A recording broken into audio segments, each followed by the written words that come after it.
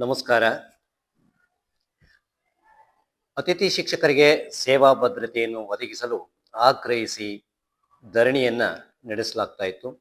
ಆದ್ದರಿಂದ ರಾಜ್ಯದಲ್ಲಿ ಕಾರ್ಯನಿರ್ವಹಿಸ್ತಾ ಇರತಕ್ಕಂತಹ ಅತಿಥಿ ಶಿಕ್ಷಕರಿಗೆ ಸೇವಾ ಭದ್ರತೆ ಸಹಿತ ವಿವಿಧ ಬೇಡಿಕೆಗಳನ್ನು ಈಡೇರಿಸುವಂತೆ ಆಗ್ರಹಿಸಿ ಬುಧವಾರ ನಗರದ ಫ್ರೀಡಂ ಪಾರ್ಕ್ನಲ್ಲಿ ಸರ್ಕಾರಿ ಪ್ರಾಥಮಿಕ ಮತ್ತು ಪ್ರೌಢಶಾಲಾ ಅತಿಥಿ ಶಿಕ್ಷಕರ ಸಂಘದ ನೇತೃತ್ವದಲ್ಲಿ ಧರಣಿಯನ್ನು ನಡೆಸಲಾಯಿತು. ಪ್ರತಿ ವರ್ಷ ಅತಿಥಿ ಶಿಕ್ಷಕರ ನೇಮಕಾತಿ ಪ್ರಕ್ರಿಯೆಯಲ್ಲಿ ಮೆರಿಟ್ ಪದ್ಧತಿಯನ್ನು ಬಿಟ್ಟು ಮೊದಲು ಕಾರ್ಯನಿರ್ವಹಿಸಿದವರಿಗೆ ಆದ್ಯತೆಯನ್ನು ನೀಡಬೇಕು.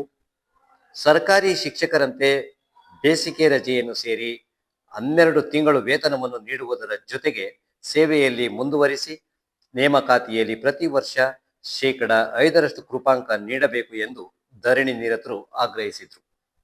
ಸುಪ್ರೀಂ ಕೋರ್ಟ್ ಆದೇಶದಂತೆ ವೇತನವನ್ನು ಹೆಚ್ಚಿಸಿ ಸಮಾನ ಕೆಲಸಕ್ಕೆ ಸಮಾನ ವೇತನವನ್ನು ನೀಡಬೇಕು.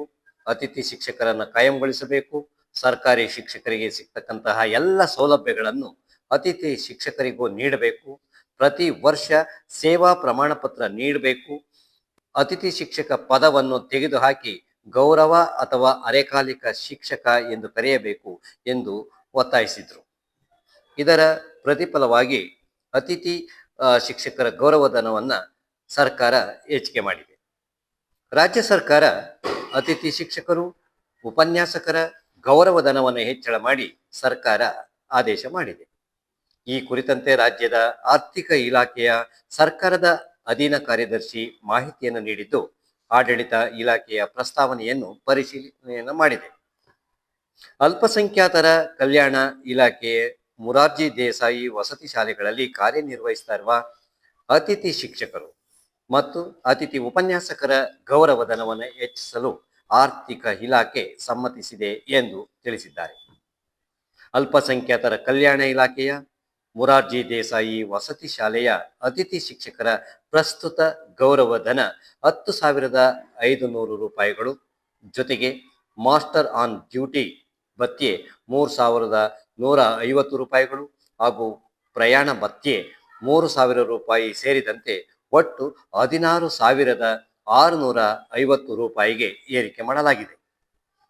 ಅತಿಥಿ ಉಪನ್ಯಾಸಕರಿಗೆ ಪ್ರಸ್ತುತ ಪಾವತಿಸುತ್ತಿರುವ ಗೌರವಧನ 12,000 ರೂಪಾಯಿಗಳು, ಮಾಸ್ಟರ್ ಆನ್ ಡ್ಯೂಟಿ ಭತ್ಯೆ 3,150 ರೂಪಾಯಿಗಳು ಹಾಗೂ ಪ್ರಯಾಣ ಭತ್ಯೆ 3,000 ರೂಪಾಯಿ ಸೇರಿದಂತೆ ಒಟ್ಟು ಗೌರವಧನವನ್ನು 18,150 ರೂಪಾಯಿಗಳಿಗೆ ಹೆಚ್ಚಳ ಮಾಡಲಾಗಿದೆ.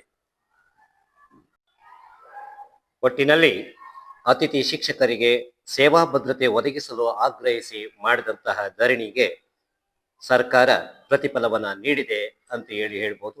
ಹಾಗಾಗಿ ಎಲ್ರಿಗೂ ಕೂಡ ಧನ್ಯವಾದಗಳು.